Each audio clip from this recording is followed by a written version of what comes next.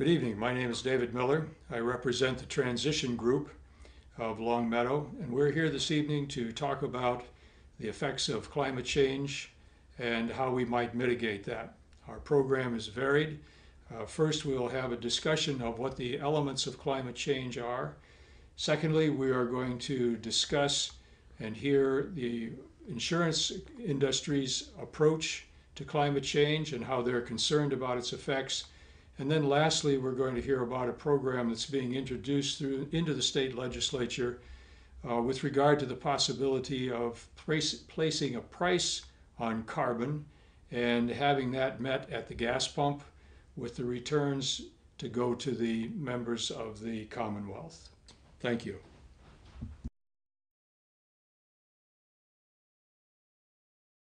Well, I'm here to support the environmental movement. I'm very glad that this activity is taking place in Longmeadow. And I was here, I believe it was 2 years ago, maybe 3 years ago, when they did a similar event.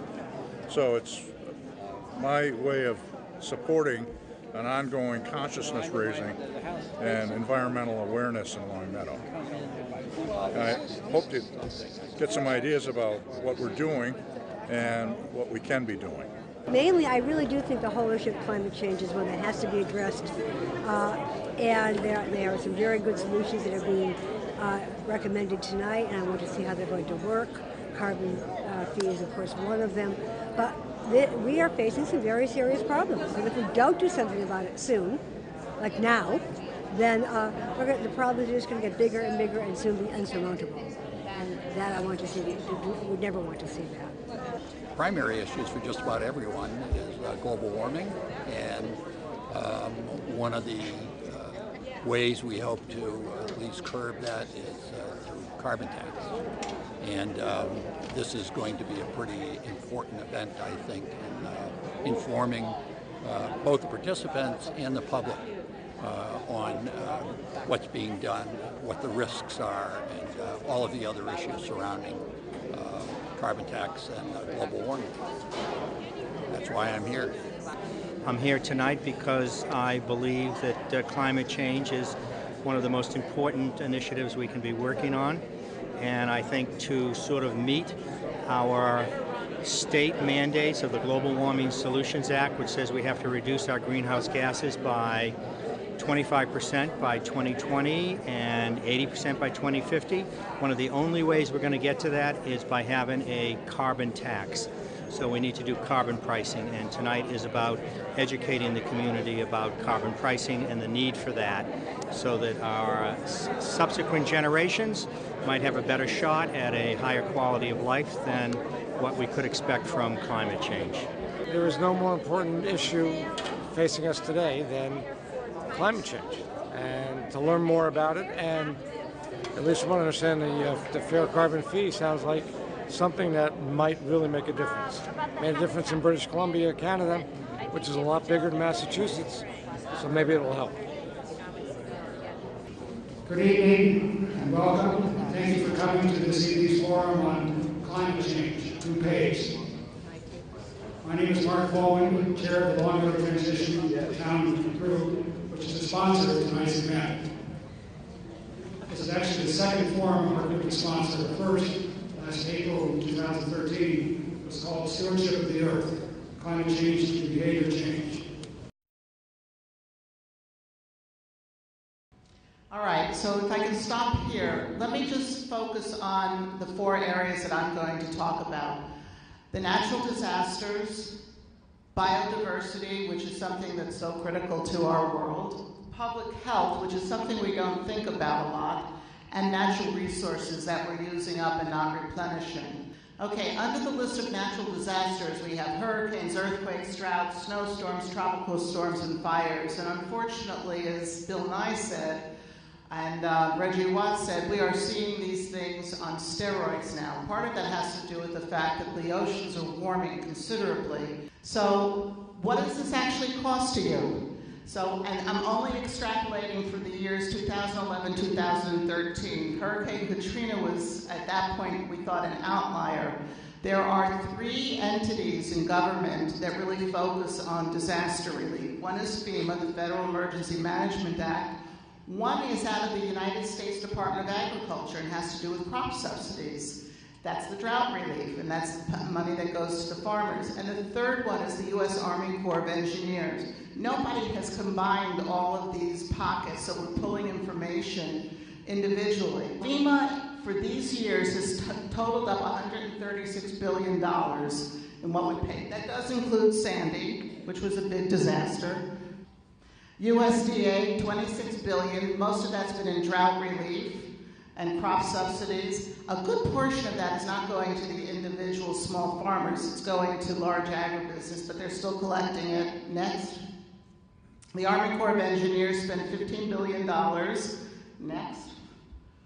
We've had a total of, for 2 years, $177 billion expended just on natural disasters. And if you could hit the last forward button, this is equal to $400 per household that you're spending right now. That doesn't include an increase in your premiums for a homeowner's insurance or flood insurance if you have a place down by the beach or something of that sort, or any other things that you're doing.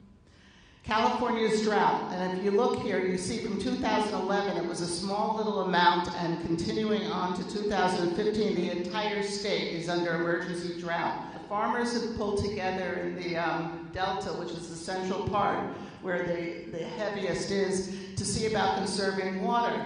And they grow, they're our breadbasket. What the cost to us is going to be, we're not sure yet, but certainly there may be a loss of certain agricultural commodities. And there also may be an increase of cost at the food stores because it's going to cost a lot more to grow these things. Wildfires, we're starting earlier and they're more intense. And of course our infrastructure, which is already aging. You have a flood, you end up with this in your road. But every time you have a disaster, you lose your infrastructure. This is a dust storm. This is not from Oklahoma in the 1930s. This is a current dust storm because of drought out in the west end. I think it's still Oklahoma, but this was just last year. What does it mean? Well, changes is happening, and this was the most startling thing for me because if you notice, a lot of things that were used to blooming at a certain time may be blooming earlier or later or something of that sort, having to do with the temperature change. But there's a mismatch now between the migratory birds coming forward, so we're actually having a rate of extinction about that because they come here, whatever they're used to eating along their journey back home or going, down south, like the snowbirds that they are. We are no longer able to provide the food that they need to have along the way. Their breeding seasons are off and their food availability is not there. So we're having an increase in extinction rate and reduction in birds and other pollinators because of the seasonal life cycle events. Next. The habitat ranges are moving northward and upwards. And we're going to find that certain species are not able to make that transition. So again, we have extinction rates that are going to be occurring as a result. As the food disappears, so do the animals, where they look for other sources. Coral reefs are disappearing at alarming rates. This is the Great Barrier Reef in Australia. And of course, if you don't have the coral, you're not feeding the aquatic life there that you need. We're seeing an increase in pathogens around shellfish, for example, crabs, oysters, anything with a mollusk. They're showing parasites that we've never seen before. And so that's going to have an impact and spread to humans. The vectors for spreading Lyme disease, tick-borne disease, mosquito-borne disease. We're seeing dengue fever in the southern parts of this country. It's never happened before, and that's something that has been strictly in the tropics, but of course as the temperatures warm, the mosquitoes are coming north. The International Panel of Climate Change estimates that between 20 to 30% of the plant and animal species that they have so far evaluated will probably be extinct if the temperatures continue to rise, and they are. Air pollution is up, and as a result, allergens and asthma is up. Wildfires actually has an impact on air quality, so we've got problems there. Your temperature extremes are causing problems with different parts of the population. I don't know the exact number, but the heat in India is so bad right now, I can't remember how many people have just died from the extreme heats. Precipitation extremes. Texas, I think there were 15 reported deaths so far from the extreme water. Diseases caused by the increased vectors. We do see the vectors being the bugs and pests that take the diseases forward. And we're also seeing an impact on natural forests and things of that sort. Food security, you wouldn't think that that would be something under public health, but it is something that the CDC is extremely worried about, because with rising temperatures, your whole eating patterns have to change, your whole growing patterns have to change, and we become more insecure around food issues. Food and waterborne diarrheal diseases, that's one of the things that happens after every storm that I go into. We are inundated with don't drink the water, we don't have potable water, so you're going to get all sorts of waterborne diarrheal diseases. And mental health and stress-related problems go up when you see these other things happening, and they also fluctuate with extremes in temperatures. Folsom, California, 2011, you can see the dam releasing water. That's what it looks like 2014. We're losing natural resources that people go boating in, they go fishing in, they enjoy skiing, whatever. Next. This was one of the most remarkable parts of the whole situation to me. Alaska is mostly built on permafrost. Permafrost contains methane, and as the temperatures warm, the methane is being released into the air, so we get the double whammy from that. But we're also seeing the permafrost totally evaporate, and they are now relocating whole villages in Alaska inwards. Entire ways of life are being lost. This was Glacier National Park. I had the pleasure of visiting it a few years ago when the glacier was almost non-existent. And you can see the difference between 1930-something and today. It is basically not going to be called Glacier National Park, but Grinnell National Park. All right, we're up to this. This is my iconic polar bear.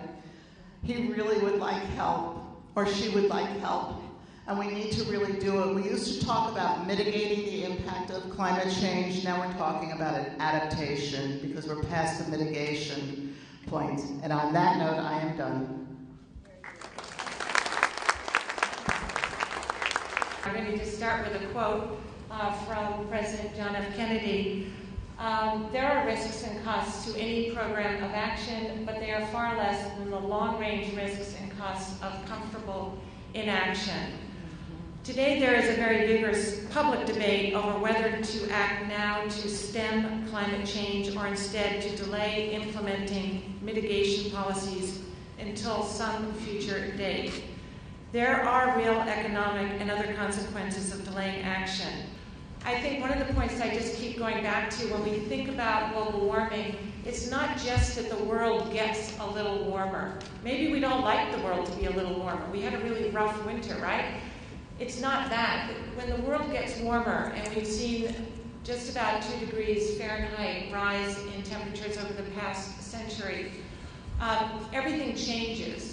And that's what we need to understand, that when we talk about climate change, it really changes every aspect of life on this planet. Human life, plant life, animal life, etc. So with that in mind, let's look at some of the actual costs to us as a society. We know, especially on the Atlantic coast, that there are some hot spots with sea level rise. So far this century, on average, the global average is 8 inches of sea level rise. Some of these hot spots, particularly, for example, in Norfolk, Virginia, they've already experienced 16 inches of sea level rise. The entire U.S. naval base there has implemented actions to raise all of their docks to ensure that they have an active, functional port in the face of rise. This graph shows you a period of time, 30 years from 1980 to 2013. These are losses related to U.S. weather events. This is only on impact, so this is what is lost when that event takes place. The dark blue portion of those bars is the portion that the insurance industry picks up and pays for. The green portion is what everyone else ends up paying for. You can see on average it's no more than 50%. So when we talk about the costs of extreme events, it's our federal governments, our state and local governments, businesses, and individuals who are paying for those damages out of their pockets to get us back on our feet. You can see, though, there's no sort of portion of the nation that is exempt from these events.